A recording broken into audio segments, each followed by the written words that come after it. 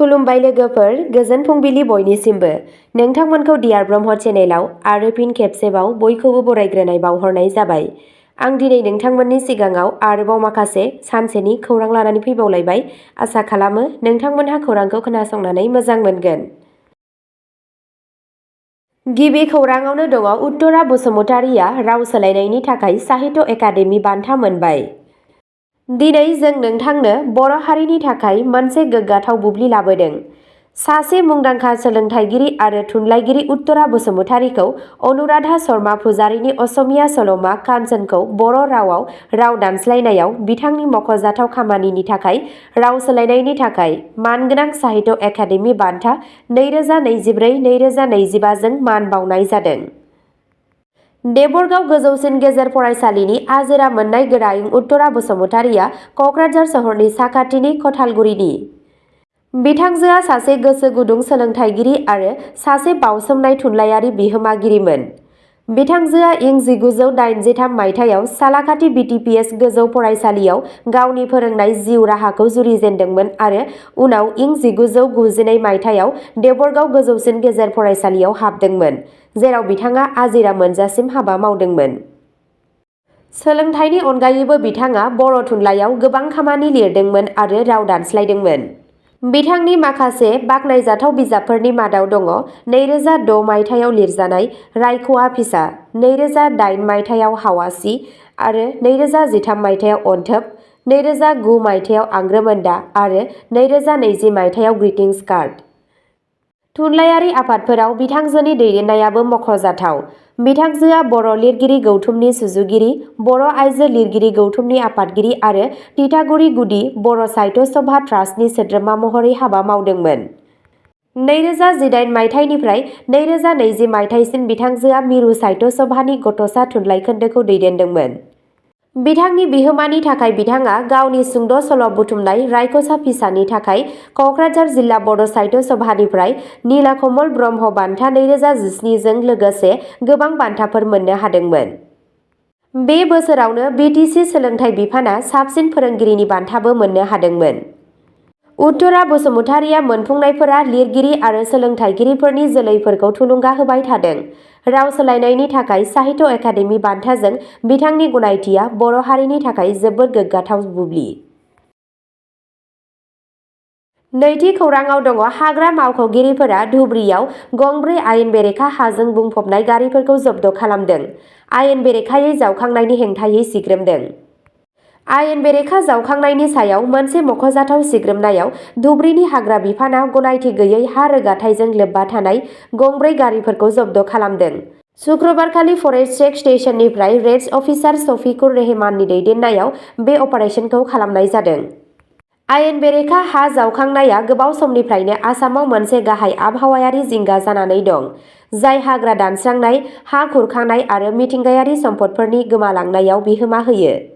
Intelligence input आरो सरासनस्रा नायदिंनायनि सायाव बिथा खालामनानै हाग्रा मावख'गिरिफोरा गारिफोरखौ होबथादोंमोन, जाय गोनांथार गनायथि गैयाजासे हा लानाय मोनदोंमोन।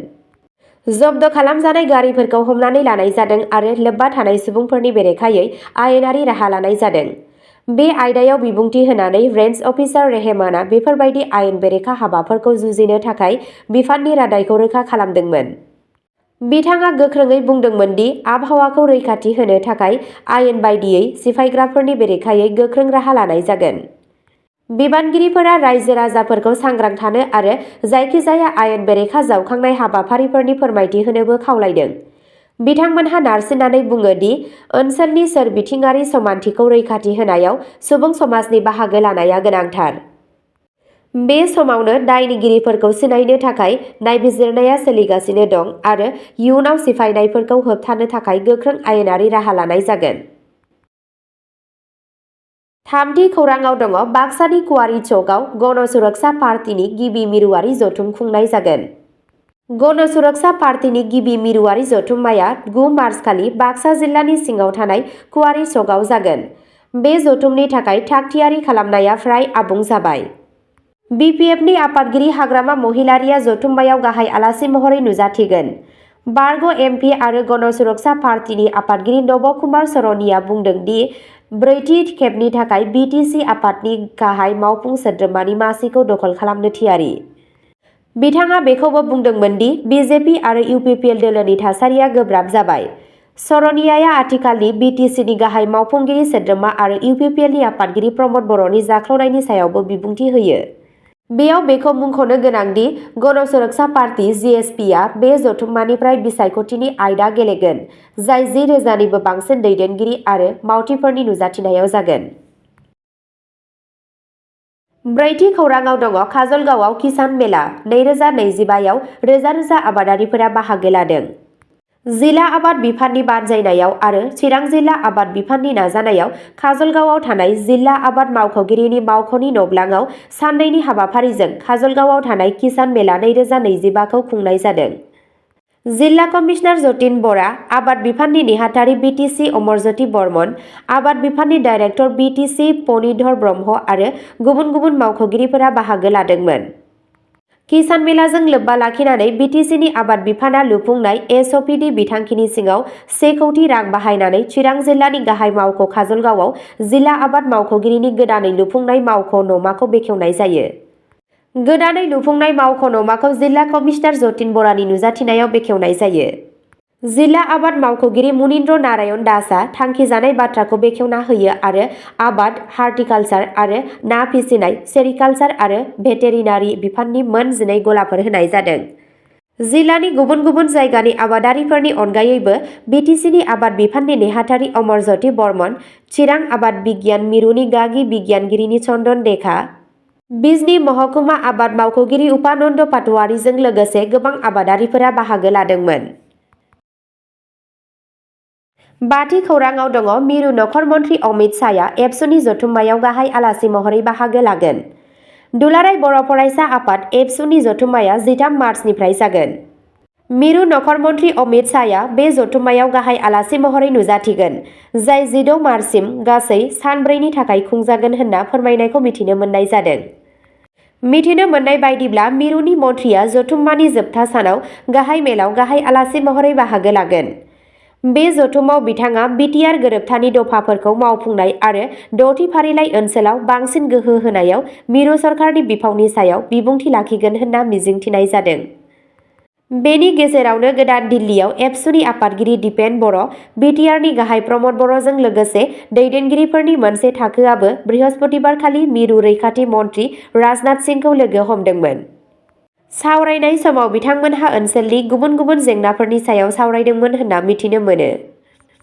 बे सोमोन्दै प्रमद बर'आ गावनि एक्स हेन्डेलआव लिरदों, आं दिनै गोदान दिल्लीयाव मानगोनां रैखाथि मन्त्रि श्री राजनाथ सिंह जीखौ लोगो हमनो मोननानै खाफाल मोनदों।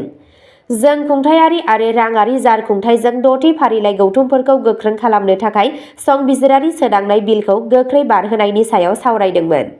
बेनि अनगायैबो जों बड'लेण्डआव मोनसे टेरिटरियेल आर्मी ह'म आरो हार्टा बेटालियन गायसननोबो सानगासिनो दं, जाय लाइमोनफोरखौ हादरखौ सिबिनो खाबु होगोन आरो बिटिआरनि गोजोन आरो दावगानायखौ गोख्रों खालामगोन। 6थि खौराङाव दङ CM प्रमद बर'आ बड'फा UN ब्रह्म सुपार 50 मिशन मावबादायाव गोसो गुदुं इन्जिनियारफोरखौ थुलुंगा होदों। मैया मानगोनां CM श्री प्रमद बर'आ क'क्राझारनि जिल्ला बिजाब बाख्रियाव बड'फा UN ब्रह्म सुपार 50 मिशननि मोनसे मावबादाखौ बिबुंथि लाखियो। बे हाबाफारिखौ BTCनि सोलोंथाइ बिफाना इन्जिनियारिं हाबनाय आनजादनि थाखाय थियारि खालामबाय थानाय फरायसाफोरनि लामा दिन्थिनो आरो थुलुंगा होनो थाखाय खुंनाय जादोंमोन। गावनि बिबुंथियाव CM प्रमद बर'आ फरायसाफोरखौ बे गाहाय हाबाफारिफोरनि सिङाव होनाय गुनगोनां फोरोंथाय आरो बोसोन होनायनि आबुं मुलाम्फा लानो थुलुंगा होदोंमोन। बिथाङा बिसोरखौ गोब्राब खामानि मावनो आरो गावसोरनि सोलोंथायारि दावबायनायाव साबसिननि थाखाय नाजानो खावलायदोंमोन। थुलुंगाखौ दाजाबदेरनानै ADGP श्री हिरेन चन्द्र नाथ IPSआबो सुबुं गौमायाव बिबुंथि लाखियो। बिथाङा बिटिआरनि गोसो गुदुं इन्जिनियारफोरनि फोथायथिखौ बांहोनानै बेसेनगोसा सानथौ आरो थुलुंगानि सोदोबफोर रानलायदोंमोन। 7थि खौराङाव दङ दिनै मुलुगनाङैनो आइजो सान फालिनाय जागोन। बे साननि जारिमिन। दिनै 8 मार्च सुक्रुबारखालि मुलुगनाङैनो मुलुगनां आइजो सान फालिनाय जागोन। आथोनारि समानथिनि खौरांखौ गुबैयै बे सानाव फारसेनिफ्राय उदां आरो साबसिन समाज दानायनि थांखिजों गोसारहोनाय जादों। बुहुमनि गुबुन गुबुन बाहागोफोराव आइजो सान फालिनायनि गुबै थांखिया गुबुन गुबुन जायोब्लाबो बे साननि गाहाय आयदाया बे सानखौ आइजोफोरनि समान मोनथायजों फालिनाय, आइजोफोरनि हेंथायै हिंसा आरो उत्पीड़नखौ होबथानाय आरो आइजोफोरखौ मान होनाय। अब्ला दिनैनि खौराङा एसेनोसै। नोंथांमोनहा जुदि सोरबाफोर सानसेनि फानजामुथिखौ खोनासंनानै मोजां मोनो अब्ला स्क्रिनाव होनाय चेनेल बड' इनफ' पइन्टआव थांनानै नायहैनो हागोन। चेनेलनि लिंकखौ डिस्क्रिप्शनाव होनाय जादों। गोजोन्थों।